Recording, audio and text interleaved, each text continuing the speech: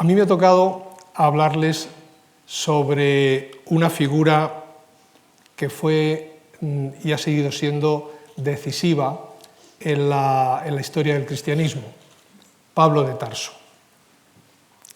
Es un personaje lleno de paradojas, personaje controvertido, que ha tenido, como digo, pues diversas lecturas, diversas interpretaciones a lo largo de la historia de las iglesias cristianas principalmente, pero también en ámbitos culturales diversos. Por citar solamente dos ejemplos de lo que ha supuesto la figura de Pablo, pues quizá el momento más decisivo en lo que es la trayectoria de la recepción, de la recuperación de esta figura, lo encontramos ya en el siglo II, donde hay un enorme debate sobre la tradición, sobre el legado de Pablo. La figura de Pablo fue aquí determinante para la configuración de la Gran Iglesia, de lo que después se ha llamado la Gran Iglesia. Y fue en un contexto de discusión, en un contexto de polémica y de diferentes opiniones. O, por irnos a otra época, en el siglo XVI, con motivo de la Reforma protestante, pues la figura de Pablo fue decisiva. La figura de Pablo es decisiva por cuanto, diríamos, en las raíces de la Reforma protestante hay una nueva lectura de la figura de Pablo. Así que Pablo nos ha llegado a través de múltiples memorias que han conservado aspectos distintos de su personalidad. Acceder al Pablo histórico es una tarea prácticamente imposible, como lo es casi para cualquier personaje de la historia. Lo que se nos transmite sobre el pasado es siempre una lectura, una interpretación, y los mismos relatos que tenemos sobre los personajes del pasado pues son eso, interpretaciones, relecturas del significado de este personaje. En el caso de Pablo, como digo, nos encontramos ya desde el principio, desde los primeros momentos, con múltiples lecturas de la figura de Pablo. Las fuentes cristianas más antiguas lo mencionan incesantemente. Y lo primero que hay que hacer para acercarse a la figura del Pablo histórico es evidentemente hacer un discernimiento y una selección de esas fuentes, valorarlas en lo que tienen de más o menos histórico. Y así, si dejamos a un lado, por ejemplo, las fuentes más tardías, siglo II, por ejemplo, los Hechos de Pablo y Tecla, o los estratos más antiguos de los escritos pseudoclementinos, que son también del siglo II y que ofrecen una visión muy diferente de Pablo. Estos textos más tardíos, digo, si los dejamos a un lado, ya en el principio, o sea, ya en los primerísimos testimonios sobre Pablo, nos encontramos, digamos, con un Pablo interpretado, con un Pablo que llega cargado de una interpretación. Tenemos básicamente dos fuentes para acercarnos a la figura histórica de Pablo. Son dos fuentes muy distintas que voy a intentar caracterizar brevemente para que cuando las vayan mencionando, pues ustedes mismos vayan juzgando cuál es digamos, el valor de cada una de ellas. La fuente o la versión, el texto que quizá más ha influido en la imagen recibida, en la imagen que hemos recibido en la tradición occidental acerca de Pablo, creo yo, es la del libro de los Hechos de los Apóstoles. El libro de los Hechos de los Apóstoles es un relato cuyo protagonista en gran medida, más de la mitad del libro, el protagonista es Pablo. Pero el libro de los Hechos de los Apóstoles, que está escrito bastante tiempo después de que Pablo muriera, quizá a final del siglo I, pues tiene sobre Pablo una mirada, digamos, distanciada, es decir, distanciada en el tiempo, pero muy interesada en cuanto al personaje. El libro de los Hechos de los Apóstoles, escrito por la misma persona que escribió el tercer Evangelio, el Evangelio de Lucas, por eso nos referimos a él como Lucas. El libro de los Hechos de los Apóstoles se dirige a unos grupos cristianos para los cuales Pablo es un héroe. Es el héroe, es el fundador. Y la visión que proporciona de Pablo este texto pues es una visión en cierto modo idealizada. Pero atención, el libro de los Hechos de los Apóstoles, el autor del libro de los Hechos de los Apóstoles, tiene buena información. Conoce muchas cosas. Algunas se las calla. Otras las cuenta suavizándolas. Pero yo creo que es una fuente que no hay que despreciar, hay que tener en cuenta porque en el momento menos pensado nos puede dar una información muy interesante acerca de Pablo. Lo vamos a ver sobre todo en la época de la cual la otra fuente, que es la principal, no dice nada. Bueno, una fuente, el libro de los Hechos de los Apóstoles, una mirada distanciada, 50, 60 años después de la muerte de Pablo y por tanto dirigido a un contexto donde se ensalza la figura de Pablo, pero con buena información. La otra fuente son las mismas cartas de Pablo. Cartas que él escribió, como vamos a ver, en un periodo de su vida muy breve, brevísimo, y que reflejan una parte de lo que fue su vida. Claro, ahí nos encontramos directamente con la voz de Pablo. Pablo que habla en primera persona. Claro, esto es una cosa verdaderamente excepcional. Seguramente la única voz de los orígenes cristianos que nos llega abundantemente y en directo es la voz de Pablo. Claro, uno diría, esta es la fuente, aquí es donde tenemos que buscar las informaciones sobre el Pablo histórico. Pero también esta fuente, estas cartas, que han sufrido un proceso de edición bastante largo, pues son una fuente que hay que mirar con una cierta actitud crítica. En primer lugar, porque el que habla está muy metido en los problemas. Es una visión muy participante la que dan estas cartas. Son los problemas casi sin procesar, a veces con opiniones o puntos de vista que son un poco partidistas, es decir, que reflejan el punto de vista de Pablo. Cuando Pablo habla del enfrentamiento que tiene con otros misioneros, su punto de vista es muy particular, o sea, muy implicada, una visión muy implicada y que, claro, no siempre es... tenemos que valorarla, y que luego además da información sobre una parte de la vida de Pablo. Bueno, con estas dos fuentes, a estas dos fuentes tenemos que acudir para recuperar la figura histórica de Pablo, el Pablo histórico. Yo voy a manejar las dos, aunque ya les digo de entrada que el punto de partida fundamental va a ser lógicamente, las cartas de Pablo, porque en estas cartas él no solamente habla indirectamente de lo que está viviendo, sino que menciona a veces una serie de datos acerca de su propia vida. Y para que esto tenga mayor viveza y para que se vea que efectivamente pues, podemos escuchar la voz de Pablo, pues he decidido introducir una innovación que algunos amigos me han dicho que tal vez rompería un poco el discurso de la exposición. Y he decidido, pues les voy a poner unos cuantos audios, otra voz, que sea la voz de Pablo. Y que vamos a escuchar, los textos que citaré de las cartas los vamos a oír, no los voy a leer yo. Por tanto, tenemos estas dos fuentes. Entonces, mi conferencia se va a centrar en el personaje histórico, no en las memorias sobre él, que a veces han configurado una imagen más común.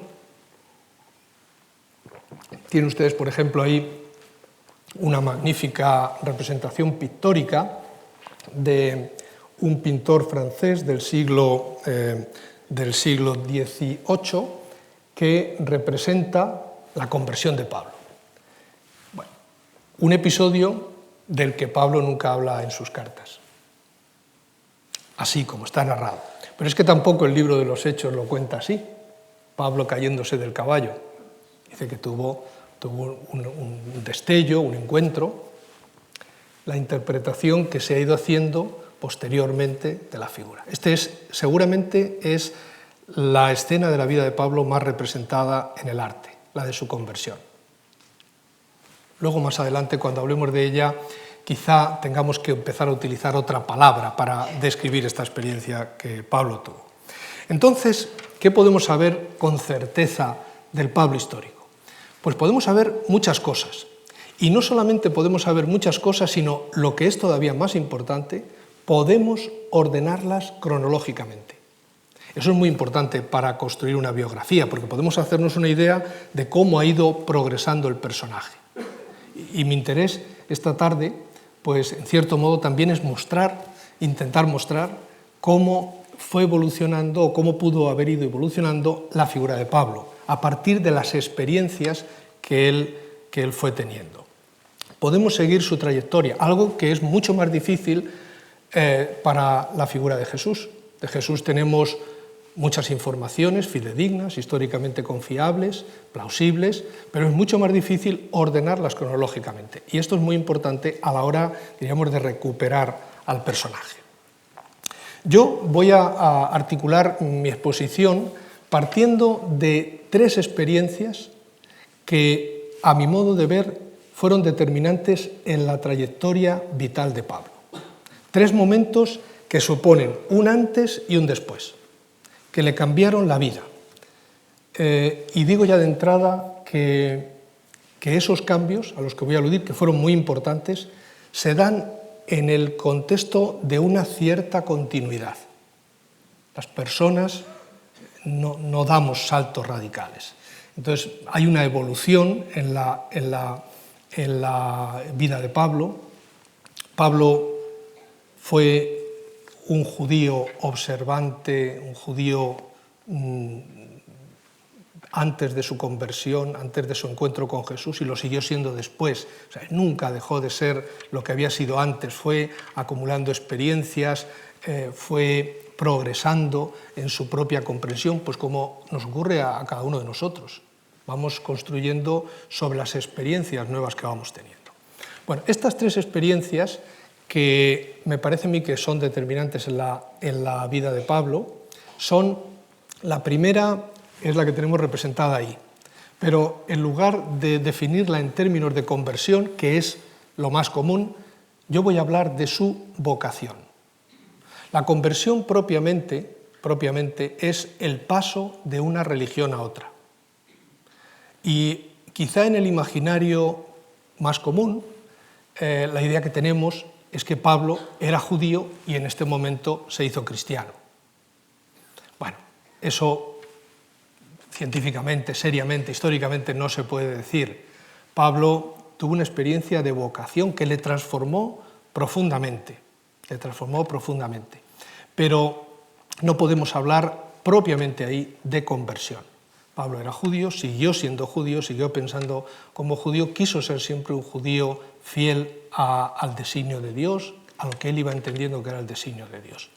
Entonces, la primera es este cambio que se da en su vida, profundo, van a escuchar lo que él mismo dice, es un cambio muy importante, hay un antes y un después, lo que antes consideraba ganancia, ahora llega a decir, lo considero basura, no me interesa nada. El cambio que se da ahí en su vida. Hay un segundo momento de cambio en su vida, mucho menos, desde luego no representado en el arte y mucho menos valorado, pero que quizá es una de las cosas que me gustaría subrayar esta tarde como una novedad en la comprensión de Pablo, que está basada quizá sobre este primer cambio. Un segundo cambio en su vida se da en el momento en el que tiene un enfrentamiento con los líderes de la Iglesia de Jerusalén, de discusión. Una cierta ruptura que se produce y que él mismo cuenta en la carta a los Gálatas, en una de sus cartas, vamos a escuchar también este episodio, cuando se enfrenta no solamente con los líderes de la Iglesia de Jerusalén, sino también incluso con Pedro, y eso ahí empieza una nueva etapa en su vida. Tiene que dejar el ambiente en el que había estado hasta entonces, tiene que dejar Antioquía y empieza una nueva etapa. La etapa en la que va a actuar como misionero independiente y quizá que es la más conocida para todos nosotros porque es la etapa de la que habla en sus cartas.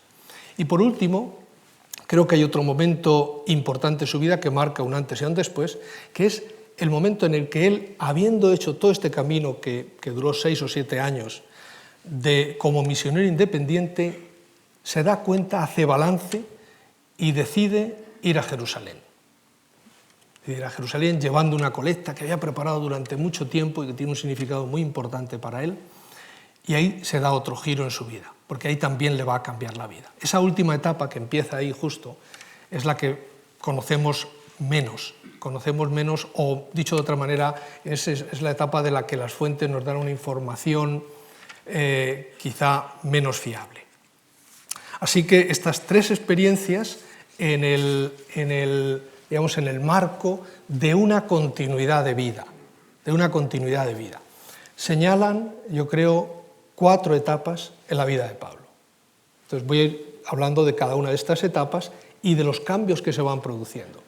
La primera etapa la he llamado la etapa del Pablo fariseo, porque lo dice él. Él se define a sí mismo como un judío, hebreo, hijo de hebreos, de la tribu de Benjamín, fariseo en cuanto a la ley. Y esto me parece a mí que fue muy determinante para él. Antes de su vocación, antes de su experiencia vocacional. Después hablaré de la etapa de la experiencia vocacional, en la medida en que podemos acercarnos a ella, porque también habla varias veces de ella. La segunda etapa es la del Pablo, que yo llamaría Pablo discípulo de Jesús. No le voy a llamar cristiano, porque quizá esa es una palabra que debemos reservar para más tarde, para cuando ya, diríamos, este grupo de creyentes en Jesús, judíos y no judíos, diríamos en el siglo II, configuran una nueva religión, el cristianismo. Así que esa palabra, discípulo, el fariseo discípulo de Jesús, que se está haciendo discípulo de Jesús. Esta es una etapa bastante larga. Dura aproximadamente unos 16 años, que es bastante tiempo en la vida de una persona en la antigüedad. Y no conocemos muchas cosas directamente por Pablo, pero sí algunas.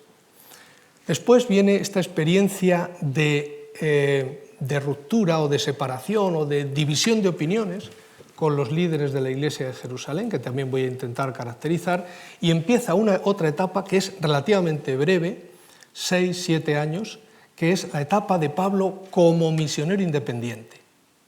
Esta es la etapa que mejor conocemos, porque es la etapa en la que él escribió las cartas que han llegado hasta nosotros. Todas ellas fueron escritas en esta época. Y por tanto tenemos una información pues, bastante detallada. Me voy a centrar en 2 o 3 aspectos.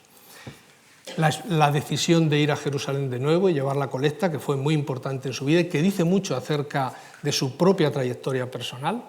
Y por último, lo que podríamos llamar el final de la vida de Pablo, del cual, pues, diríamos, históricamente, pues, tenemos una información menos precisa.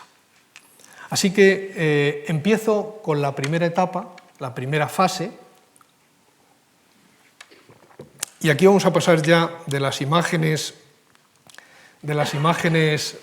diríamos, figuradas del arte, que están dentro del campo de la leyenda, del comentario, a imágenes que tienen que ver ya con una realidad más concreta. Aquí aparece el Muro de las Lamentaciones, que es un edificio que existía en tiempo de Pablo y que seguramente Pablo vio. Ahí aparece pues, con judíos actuales, ¿verdad?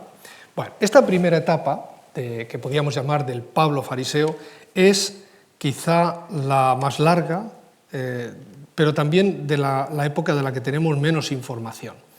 Lo que él dice en sus cartas, pues él insiste mucho en algunos aspectos.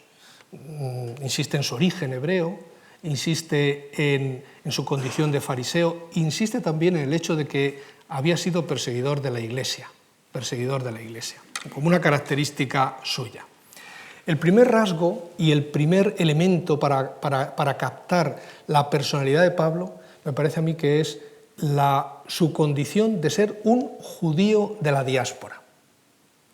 El judaísmo, desde la época de Alejandro Magno, etc., se había expandido, los judíos se habían diseminado por todo el imperio. Y el vivir en las ciudades de la diáspora, lo que para ellos sería la diáspora, o sea, fuera de la tierra de Israel, era una condición determinante. Había más judíos fuera de Palestina, fuera de la tierra de Israel, que dentro. Vivían muchos más fuera.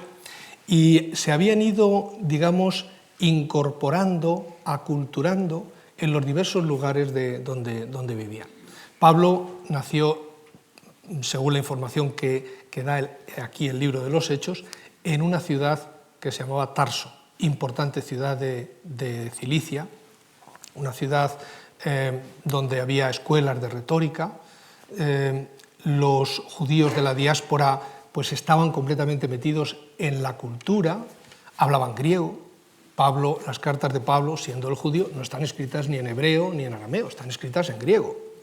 Su lengua vehicular, la lengua vehicular del imperio, era el griego. De manera que estos dos elementos configuran de manera muy importante al personaje, a Pablo, que es un judío nacido dentro de una familia hebrea, por tanto con todas las tradiciones, conocedor de las tradiciones del pueblo santo, pero al mismo tiempo en el contexto de la diáspora.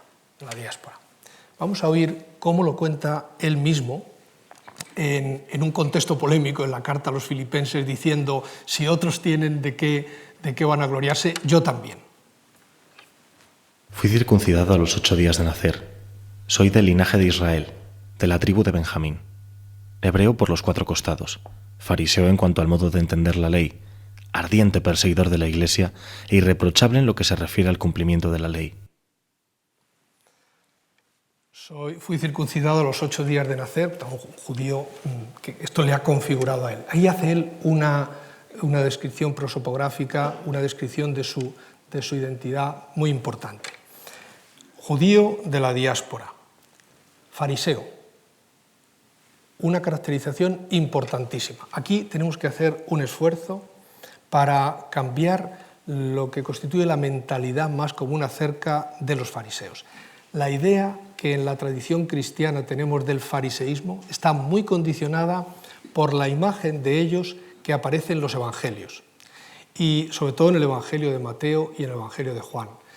Y estos evangelios fueron escritos a finales del siglo I, cuando se estaba dando un enfrentamiento entre el judeocristianismo y el judeofariseísmo. Por tanto, una imagen, en cierto modo, con los tintes, con los tonos cargados, negativa. Los fariseos eran gente excelente, observantes, preocupados por una vivencia religiosa seria. Gente que estudiaba la ley buscando en ella la voluntad de Dios. Gente que en muchos aspectos eran muy abiertos. En gran parte la actitud que Pablo tiene con respecto a los no judíos, la acogida de los gentiles, yo creo que tiene una raíz profundamente farisea, en el sentido de que en las sinagogas, sobre todo en las sinagogas de la diáspora, los paganos eran admitidos de muchas formas. No era una cosa extraordinaria. Por tanto, Pablo es una persona, digamos, observante, apasionada, que busca la voluntad de Dios en el estudio de la ley, y esto para él es una cosa positiva, y tenemos que aprender a ver el aspecto positivo de lo que significa ser fariseo. Y por último, perseguidor de la Iglesia. Perseguidor de la Iglesia que en varios lugares él menciona, es muy difícil saber, pero en qué consistió esta persecución, porque las noticias más claras, más detalladas, las tenemos a través del libro de los Hechos de los Apóstoles, pero es muy probable que Pablo, vinculado seguramente a una sinagoga local, tal vez a la sinagoga de Damasco, entendiera que la participación de estos judíos y paganos creyentes en Jesús, que se reunían también en la sinagoga junto con los otros judíos, era una cosa que podía perjudicar mucho. Él entendió que ahí había una novedad que podía ser verdaderamente perjudicial.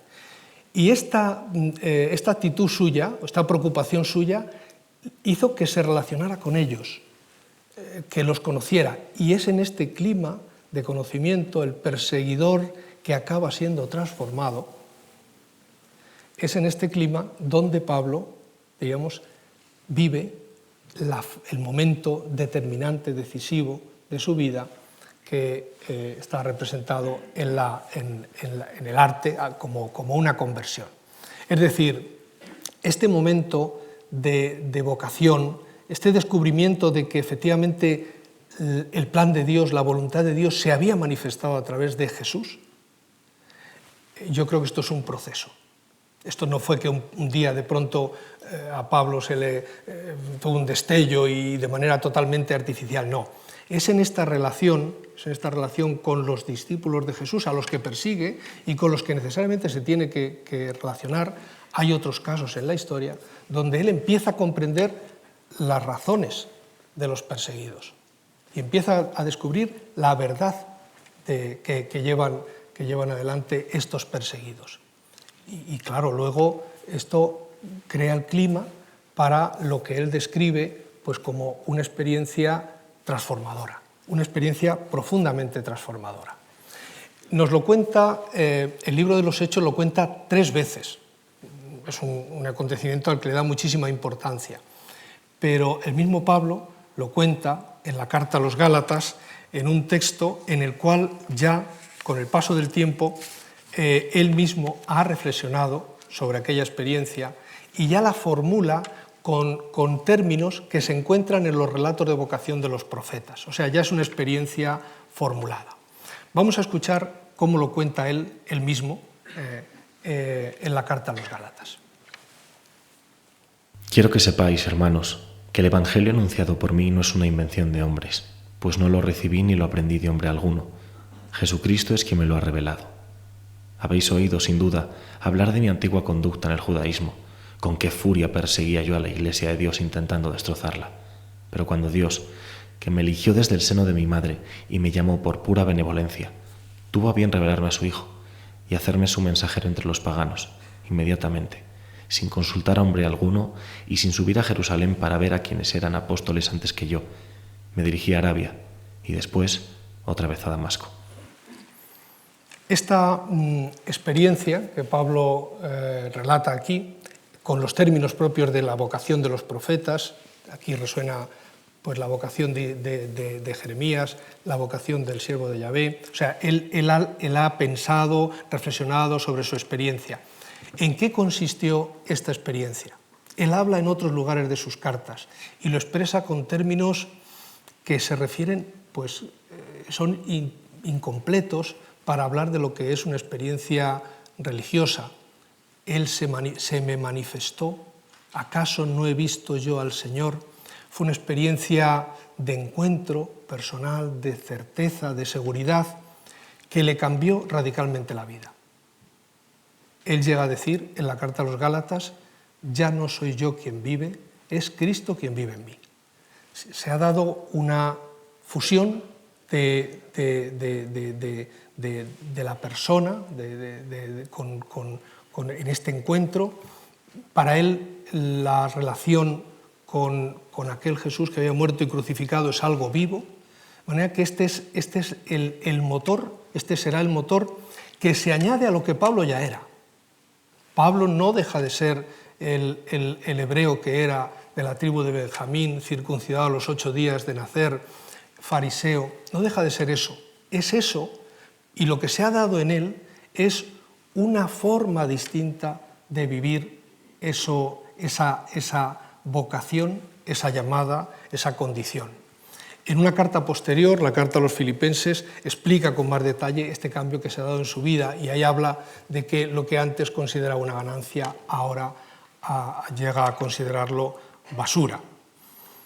Una experiencia transformadora que él tuvo que meditar. Dice en ese texto que hemos escuchado que durante 3 años fue a Arabia, después, Arabia está la región desértica al este de Palestina, una experiencia de búsqueda, de clarificación, de manera que la transformación que se da en Pablo no es una cosa puntual, sino una experiencia progresiva que va adquiriendo cada vez mayor certeza y mayor asentamiento en su vida. Al cabo de 3 años, dice él, dice, subí a Jerusalén. Empieza aquí una etapa que tiene como centro la comunidad de Antioquía. Se ha puesto ahí una de las calles que llevan a Antioquía y uno de los mosaicos que se han encontrado en Antioquía. Antioquía, luego lo veremos en el mapa, era una de las grandes metrópolis del Imperio Romano, una de las grandes ciudades, donde enseguida se empezó a configurar una comunidad cristiana. Bueno, esta segunda etapa de la vida de Pablo discípulo, Pablo que se está haciendo discípulo, Pablo que se hace discípulo de Jesús, es una etapa larga de la cual tenemos relativamente poca información. Va aproximadamente desde el año 33 hasta el año 49, 15, 16 años. Entre los 3 primeros años, en los que él cuenta esa experiencia de búsqueda, en el desierto quizás, y al cabo de 3 años dice, subí a Jerusalén. Él, cuando recuerda esta etapa, menciona sobre todo los 2 viajes que hizo a Jerusalén, uno al principio y otro al final. En el primer viaje, su objetivo fue entrevistarse con Pedro. Ahí los estudiosos discuten qué significa exactamente lo que dice Pablo, historesa y kefán, a contrastar con Pedro, a que Pedro me contara, a contarle a Pedro. En cualquier caso, su objetivo era hablar con aquel que había conocido a Jesús más de cerca. Y dice, estuve allí 15 días con él. Pablo se está haciendo discípulo, está en el proceso de hacerse discípulo y va a preguntar a quien conoce la tradición, a quien le puede informar de primera mano acerca de Jesús. Este primer viaje. El segundo viaje lo hace 14 años después. Y es un viaje que tiene un objetivo muy diferente. Ahí ya no va a preguntar a Pedro acerca de Jesús, sino que va a ver si lo que él está haciendo y lo que están haciendo en Antioquía, y en concreto su forma de acoger y de relacionarse con los que no eran judíos, de predicar el Evangelio, de anunciarles la buena noticia a los que no eran judíos, si eso era adecuado. Esta segunda visita a Jerusalén, que tiene lugar en torno al año 47, 48, está narrada también en el libro de los Hechos de los Apóstoles, pero con otros acentos. Lo que Pablo dice es que él fue allí para ver si lo que estaba haciendo pues iba bien, y dice, y subí movido por una revelación. Y subraya mucho 2 o 3 cosas que allí pasaron. Primero, que a Tito, que iba con él y era judío, no le hicieron circuncidarse. La circuncisión, ya saben ustedes, que es el signo de pertenencia al pueblo judío. De manera que no hicieron que se hiciera judío, sino que lo aceptaron como pagano. Dice también que había unos falsos hermanos que espiaban la libertad que tenemos en Cristo y que querían hacer que estos paganos se circuncidaran. Pero estos no eran, diríamos, los representantes de la Iglesia de Jerusalén, porque dice, los que eran considerados como columnas, Pedro, Santiago, Juan, nada me impusieron. Nos dimos la mano en señal de acuerdo, ellos se dirigirían a la circuncisión, a los judíos, y nosotros a las naciones. Yo a las naciones. Hay un reparto, digamos, de los campos misioneros. Esta segunda visita de Pablo es muy importante, ya está al final de esta etapa. Pero, ¿qué ha pasado en esta etapa? ¿Qué ha pasado en estos 14 años de la vida de Pablo? Aquí el libro de los Hechos nos da más información, o mejor dicho, informaciones más detalladas. Él prácticamente no dice nada directamente, pero indirectamente en sus cartas da a entender que fue una etapa muy intensa para él. En sus cartas, por ejemplo, cita con frecuencia himnos que ha aprendido tradiciones que ha recibido en la comunidad, probablemente de Antioquía, la tradición de la Cena del Señor, la tradición de las apariciones. O sea, fue para él un tiempo de aprendizaje, fue para él un tiempo de entrar en contacto con otros creyentes en Jesús que tenían más información, fue un tiempo de compartir. Y aquí hay, desde el punto de vista histórico, un enigma, y es en qué medida en esta época Pablo participó ya en una actividad misionera, que va a ser el centro de su tarea en la siguiente etapa. El libro de los Hechos de los Apóstoles cuenta un largo viaje misionero que hacen Bernabé y él, que está muy estilizado desde el punto de vista literario y teológico, por tanto, al historiador le dan cierta sospecha de que lo que ahí se cuenta pueda ser más bien una propuesta o una explicación, una construcción teológica. Sin embargo, el itinerario que describe es bastante preciso.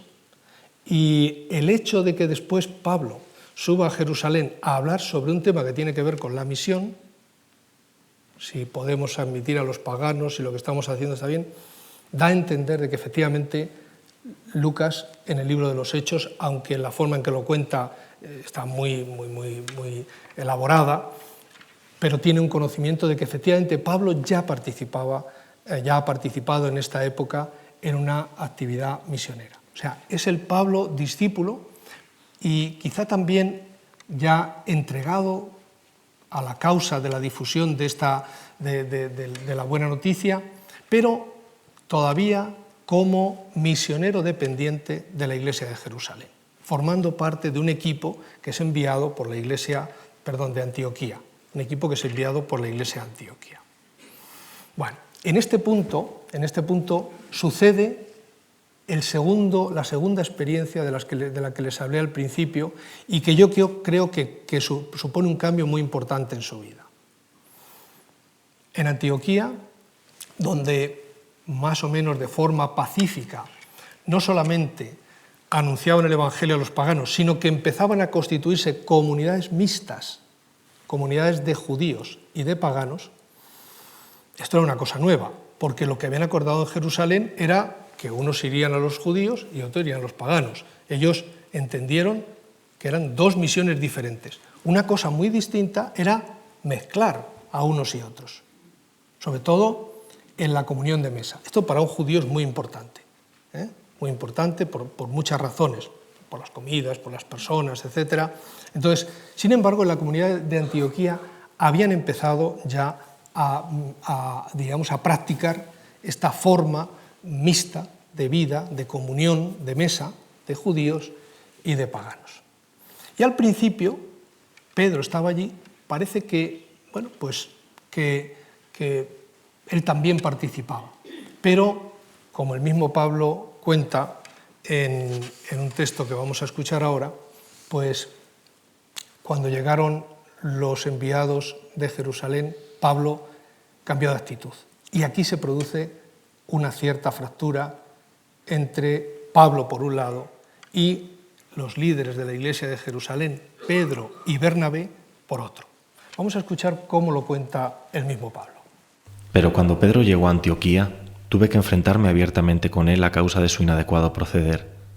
En efecto, antes de que vinieran algunos de los de Santiago, no tenía reparo en comer con los de origen pagano, pero cuando vinieron, comenzó a retraerse y a apartarse por miedo a los partidarios de la circuncisión. Los demás judíos lo imitaron en esta actitud y hasta el mismo Bernabé se dejó arrastrar por ella. Esta situación produjo una cierta ruptura. Pablo entendió que en la comunión de mesa entre judíos y paganos, en estas comunidades mixtas, estaba comprometida la verdad del Evangelio, que es una palabra, una expresión que él utiliza con mucha frecuencia.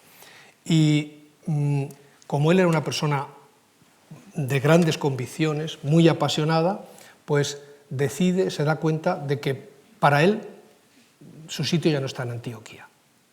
Y es entonces cuando inicia una etapa en su vida que es la que nosotros mejor conocemos, pero que es una etapa distinta. Esto quisiera subrayarlo. Tradicionalmente se habla de los 3 viajes de Pablo. Y esto ha sido una construcción que con el tiempo se ha ido haciendo. El primero que lo empezó a hacer fue el libro de los Hechos. El libro de los Hechos sitúa esta segunda etapa de la misión paulina en continuidad con la primera. Prácticamente dice que se inicia casi como una visita a las comunidades que habían evangelizado Pablo y Bernabé.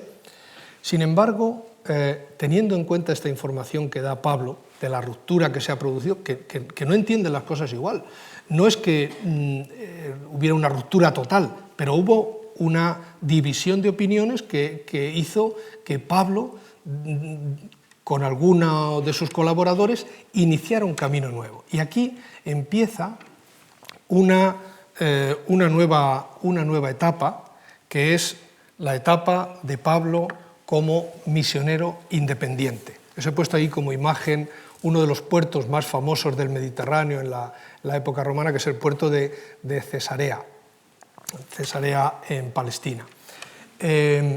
Inicia una etapa nueva como misionero independiente, es decir, digamos, después de esta separación con respecto a la Iglesia de Jerusalén, esta diferencia de opiniones, él siente que tiene que seguir adelante con la misión que él cree haber recibido. De manera que al Pablo fariseo, al Pablo judío, al Pablo que ha tenido una experiencia de encuentro con Jesús resucitado, al Pablo que se ha hecho discípulo, ahora inicia una nueva etapa.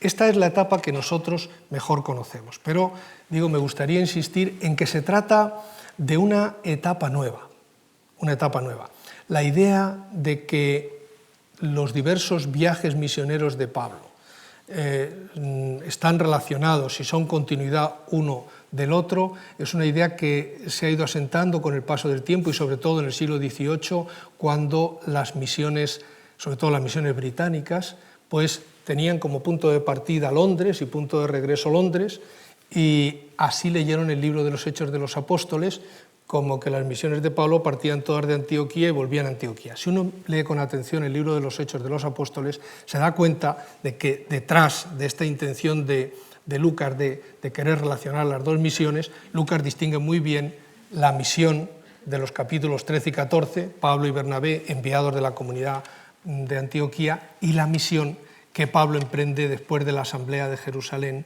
que supone un nuevo comienzo.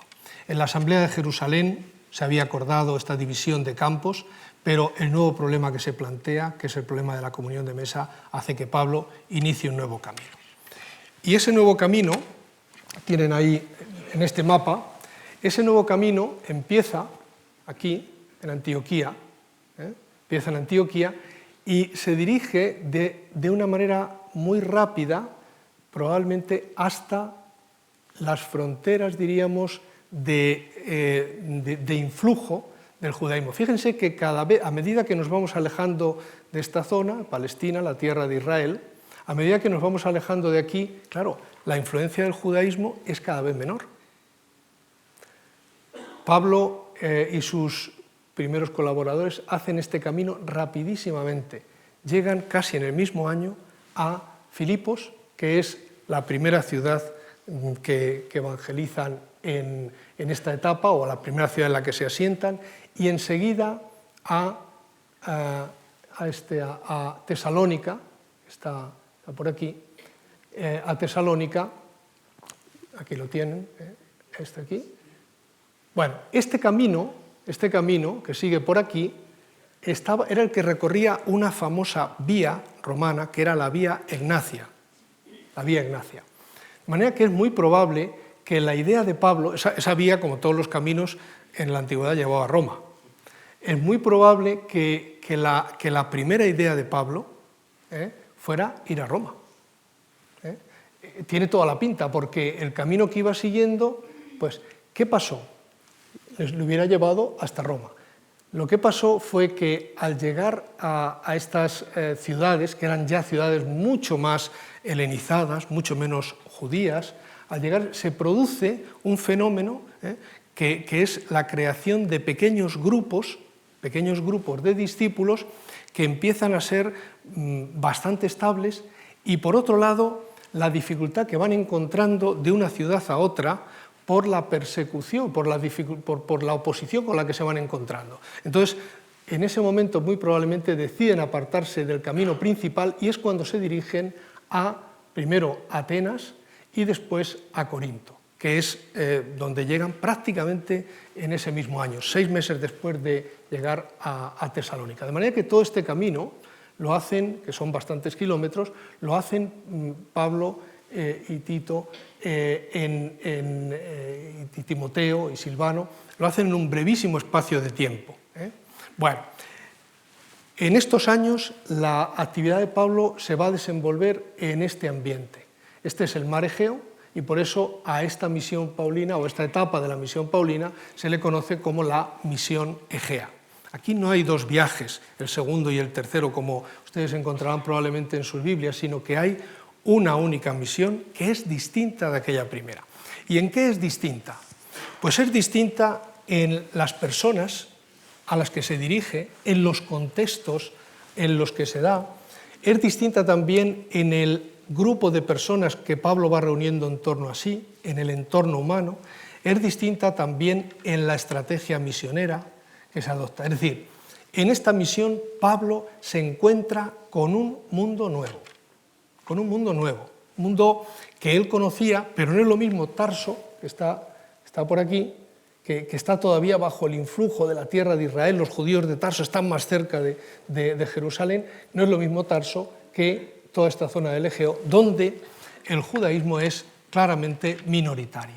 Hay judíos, pero las comunidades, los grupos, los barrios judíos son minoritarios. Entonces, esto produce en Pablo necesariamente una reflexión. Hay un contexto distinto que le hace incluso tener que formular el anuncio, el mensaje, de una manera distinta. En la primera de estas cartas, la más antigua, que es la primera carta a los tesalonicenses, dice que les alaba porque se han convertido de los ídolos al Dios vivo y verdadero. Eso no se le dice nunca a un judío. Un judío no se convierte al Dios vivo y verdadero, ya cree en él. Los destinatarios de Pablo aquí son mayoritariamente judíos. Y Pablo tiene aquí que precisar o adoptar un lenguaje y una estrategia distinta. Es distinto, por tanto, el contexto, es distinto el ambiente y es distinto también el entorno humano. En estos años, que van desde el año 49 hasta el año 56, en torno a la figura de Pablo se va creando una red de comunidades mixtas, donde se vive aquello que resultaba más difícil de vivir en Antioquía, donde judíos y paganos comparten la misma mesa, celebran la misma Eucaristía, viven en comunidades mixtas, y estas comunidades están conectadas entre sí a través de un grupo bastante numeroso de personas. En las cartas de Pablo se mencionan más de 50 nombres de personas que colaboran y que son pues muy diversas. Por ejemplo, una de las cosas que llama la atención en las cartas de Pablo es que muchas de estas personas eran mujeres. La idea que hay sobre Pablo es que Pablo era misógino, y sin embargo, si uno va a sus cartas y lee los textos, ve que muchas de las personas que colaboran en la misión son mujeres que tienen además roles y papeles muy importantes dentro de la Iglesia. En esta etapa hay un ejemplo, un caso muy interesante, que es el caso de un matrimonio, y muy significativo, un matrimonio formado por un judío del Ponto, que había ido a Roma y que vivía en Roma, y una mujer probablemente originaria de Roma, que habían sido expulsados de Roma por Claudio, quizá por las discusiones que la llegada de judíos creyentes en Jesús a las sinagogas de Roma había provocado. Unas disensiones, dice Suetonio, que a causa de un tal Cresto, motivadas por un tal Cresto. Bueno, estos judíos creyentes en Jesús que han tenido que salir de Roma expulsados por el emperador, se los encuentra Pablo cuando llega a Corinto. De manera que Pablo no fue el primero que llegó a Corinto, no fue el primer evangelizador de Corinto, fueron Prisca y Áquila, fue este matrimonio. Y prácticamente todos estos años convive con ellos, con este matrimonio. Primero en Corinto, donde, como eran del mismo oficio, pues trabajan juntos, su casa se convierte probablemente en el centro de reunión del grupo de los discípulos de Jesús. Y después, cuando Pablo se traslada a Éfeso, que fue otro de los centros de operaciones suyo, donde estuvo 3 años, cuando se traslada a Éfeso, ellos van allá también. Y cuando escribe desde Éfeso a la comunidad de Corinto, manda saludos de Prisca y Áquila, que están, y de la iglesia que se reúne en su casa. Y después, ya lo veremos, cuando Pablo hace los planes para ir a Roma, estos van por delante, porque acaba de morir Claudio, el emperador, y ya pueden volver, su decreto ya no tenía vigor, pueden volver a Roma. Bueno, este grupo de judíos creyentes en Jesús que han tenido que salir de Roma, jugaron un papel muy importante en la misión paulina, estos años de la misión Egea, que como digo, insisto, son muy breves. Los años de los que nos hablan las cartas de Pablo, a los que se refieren las cartas de Pablo, son 6, 7, 8 años como mucho, del año 49 quizá al año 55, en el que escribe la última de sus cartas, la carta a los romanos. Así que en esta época hay un nuevo contexto, unos nuevos destinatarios, hay también una nueva forma de organizarse y hay también, y esto es muy importante, una nueva estrategia misionera. Aquí les he puesto una imagen de las ruinas de Corinto, que es uno de las comunidades que más quebraderos de cabeza le trajeron a Pablo, les escribió varias cartas, le hicieron sufrir mucho y en este contraste fue quizá donde él fue madurando también su estilo misionero. Después de un primer anuncio, que normalmente se producía, no como a veces imaginamos, en la plaza pública donde se daba un discurso, es muy probable que Pablo no hablara nunca en público, sino que este encuentro se producía en los ambientes de la vida cotidiana. Por ejemplo, en Tesalónica, lo dice él mismo, en el taller donde Pablo trabajaba. Con otros, con sus compañeros del mismo oficio, pues la gente venía, hablaban, el taller como lugar de misión. En la escuela de Tirano, en Éfeso, que él menciona también. Es decir, en lugares de la vida cotidiana, en la casa, en la sinagoga, en los lugares habituales. Y probablemente en muy pocas ocasiones tuvo Pablo la oportunidad de dirigirse a un gran auditorio. La transmisión de la buena noticia por parte de estos grupos, la actividad misionera de Pablo, es una actividad de contacto, es una actividad de tú a tú, personalmente. Y el resultado de esa actividad es la creación de unos grupos de apoyo en los que se va compartiendo la vida, es decir, la vida va por delante. La forma de vida en las primeras comunidades cristianas fue por delante del mensaje. Y en la experiencia de Pablo también. Este envío de los compañeros de misión para ver cómo están cuando van a Corinto, envía a Timoteo para que vaya a Tesalónica, para ver cómo sigue esa comunidad, este constante ir y venir, las cartas que les envía, es una red de relaciones, de apoyo, en el cual el mensaje que se predica se hace creíble. Esta vida que forman estos grupos de apoyo, estas comunidades cristianas, son la base en la cual se entiende el mensaje que Pablo y sus colaboradores predican. Dice, os anunciamos el Evangelio personalmente a cada uno de vosotros mientras trabajábamos. De manera que en esta época Pablo, aprende desde la experiencia a ser misionero. Una experiencia más que se va añadiendo a las anteriores. El Pablo fariseo, el Pablo hebreo, nacido en la diáspora, con una educación helenista, pero también con una tradición judía, que tiene la experiencia del encuentro con el resucitado, que le cambia profundamente, que aprende a ser discípulo en esas comunidades de Damasco, de Antioquía, de Jerusalén, preguntando, hablando, discutiendo, que empieza a participar más activamente en la vida de estos grupos, que que siente que no puede vivir de acuerdo con esta estrechez que plantean los líderes de la Iglesia de Jerusalén y que inicia esta misión, aprende aquí a ser misionero. Pero llega un momento en esta etapa en que hace balance. Y esta es la otra experiencia, la tercera y última de las experiencias fuertes, yo creo, de su vida. Pablo hace balance de lo que ha sido su carrera y mirando hacia atrás recopila y dice, bueno, he llegado a un punto en el cual ya sé lo que no sabía cuando salí de Antioquía.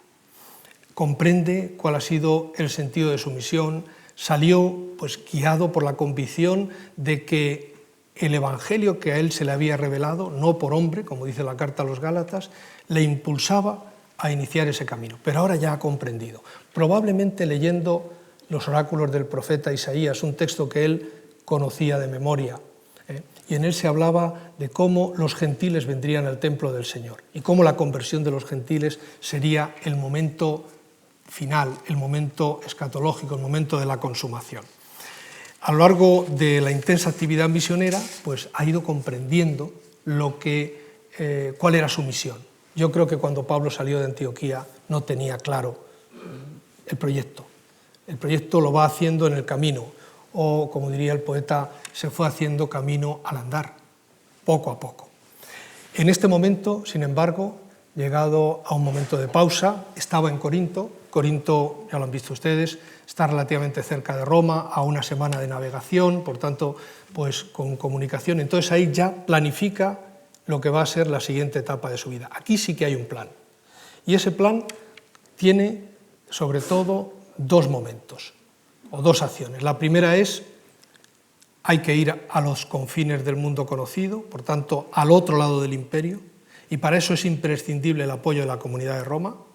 Escribe la carta a los romanos, es una carta de presentación, es una carta en la que pide el apoyo de la comunidad para ir al otro lado, y tiene que ir a Jerusalén a restaurar la comunión con la Iglesia Madre. Una comunión que él nunca ha roto del todo, pero que siente desde el principio que está quebrada. Vamos a escuchar cómo entiende él, o cómo hace el balance. Este texto que vamos a escuchar es del final de la carta a los romanos, del capítulo 15, que es donde él hace balance de esta etapa. Podría enorgullecerme en Cristo Jesús, de la tarea llevada a cabo al servicio de Dios, pero solo me atreveré a hablar de lo que Cristo ha realizado sirviéndose de mí, para que con la palabra o con la acción, a través de signos y prodigios y con la fuerza del Espíritu Santo, los paganos acogieran la fe. Así que desde Jerusalén y en círculo hasta el Ilírico, he dado a conocer el Evangelio de Cristo. Eso sí, he procurado no proclamar el Evangelio allí donde Cristo ya era conocido, para no edificar sobre fundamento ajeno. Ya tiene una idea de lo que ha sido su trayectoria y ahora le quedan dos cosas. Ir a Jerusalén para restaurar la comunión con aquella iglesia y luego ir a Roma. ¿Qué pasó en Jerusalén? No lo sabemos muy bien. El libro de los Hechos de los Apóstoles le dedica casi una cuarta parte del libro a hablar de esta etapa, pero son tales las incoherencias con lo que mismo Pablo dice acerca de ese viaje que uno tiene la impresión de que aquí Lucas ha callado cosas importantes. Pablo estuvo preocupadísimo por esta colecta, de tal manera que durante 2 o 3 años, en las cartas que escribe a las distintas comunidades, les habla de esta colecta. Hay que hacer una colecta para Jerusalén. Es lo único que le habían pedido, que se acordara de los pobres. Pero él entiende que esa colecta tiene un significado más profundo. No es solamente una acción caritativa, es una acción de comunión con aquella iglesia. Es una ofrenda que se presenta al templo. Vinieron delegados de Macedonia y de Acaya para ir junto con él, entre otras cosas porque en la antigüedad los viajes, cuando llevaban una cantidad considerable de dinero, tenía que llevar una cierta protección. El libro de los Hechos de los Apóstoles no dice nada de eso. Habla de la pasión de Pablo. Curiosamente, en todas las peripecias que le suceden a Pablo en Jerusalén, cuando tiene que comparecer delante del procurador, etc., nunca se menciona un apoyo, una palabra de la iglesia de Jerusalén. está ahí ausente, da la impresión de que la colecta que él llevaba no fue bien recibida. Y en ese sentido, la vida de Pablo, en cierto modo, históricamente, termina, por lo que podemos adivinar, y aquí estamos entrando ya en el terreno de lo que más bien adivinamos que sabemos, termina en un cierto fracaso. El libro de los Hechos de los Apóstoles dice que fue a Roma y que allí tranquilamente estuvo 2 años anunciando el Evangelio. Es un final que parece artificial. Y luego la tradición pues, ha ido hablando en lo que se refiere a este final de la vida de Pablo, pues ha ido hablando de su martirio, pero en algunas tradiciones se habla de su viaje a España, se dice que viajó a España. A final del siglo I ya está unido a la figura de Pedro en la memoria de la Iglesia de Roma. Todas estas son informaciones que resulta difícil contrastar. Aquí estamos saliendo ya del campo de la verificación histórica y estamos entrando en un recuerdo de otro tipo que está más bien basado en la leyenda. No cabe duda de que esta leyenda pues, está formulada en un contexto en el que Pablo era un personaje muy importante, muy valorado, muy valorado. Termina la vida de Pablo, pero no podemos saber exactamente cómo. Estos recuerdos, estas memorias, tienen una raíz histórica, porque en el siglo II nadie podía decir que Pablo había sido martirizado si no lo había sido. 50 años la gente se acordaba. De manera que estas memorias, pero no podemos saber con precisión cómo fue el final de la vida de Pablo. Sí que sabemos que en el segundo siglo del movimiento cristiano, la memoria de Pablo, el legado de Pablo, emerge con una fuerza inusitada. Y eso se debe, yo creo, a 2 cosas. Se debe, en primer lugar, a que las comunidades que él había fundado eran comunidades con una enorme vitalidad, que lograron encarnar una forma de vida, un estilo de vida, una propuesta social y religiosa completamente novedosa y muy impactante, que diríamos acaba formando el núcleo de lo que luego será la gran Iglesia. Unas comunidades muy vivas, que han conservado el legado de Pablo. Hay toda una literatura sobre estas comunidades, dirigida a estas comunidades, vinculada con estas comunidades. Y la segunda causa es que Pablo escribió, y las cartas que él escribió se habían ido conservando, y en este siglo I, final del siglo I, se transforman en un libro. Hay un proceso muy parecido al de Jesús. Jesús queda reflejado en los libros, en los evangelios, se transforma en libro. Pablo se transforma también en libro. El legado de Pablo es accesible directamente a través de sus cartas. Esas cartas entraron a formar parte del canon del Nuevo Testamento. De hecho, algunos piensan que son el primer núcleo de este canon. Y eso hizo que la figura de Pablo, que, como digo, en el segundo siglo fue una figura muy controvertida, pues desde los que, como Marción, hicieron un canon solo con las cartas de Pablo, hasta otros grupos también cristianos, judeocristianos, que a Pablo le llamaban el enemigo. De manera que en esta disputa del siglo II emerge por la fuerza, por el impulso de la semilla que él había sembrado en las comunidades y por lo que puede leerse en sus cartas, emerge la figura de Pablo con una enorme fuerza, de tal manera que es en el siglo II donde Pablo acaba alcanzando el lugar que ha tenido después en la historia del cristianismo. Históricamente, en el siglo I, en la segundo tercio del siglo I, que es el que mejor conocemos, podemos decir que la figura de Pablo, históricamente, es una figura en cierto modo marginal. Pero es tal la fuerza, es tal el ímpetu, es tal la hondura de su pensamiento, de su propuesta, que se transforma o se materializa en esas comunidades, que efectivamente en el siglo II emerge con esta fuerza. Hablar de la recepción de Pablo, de las cartas de Pablo y del legado de Pablo sería tema de otra conferencia, La de hoy termina aquí, agradeciendo su atención y su paciencia. Muchas gracias.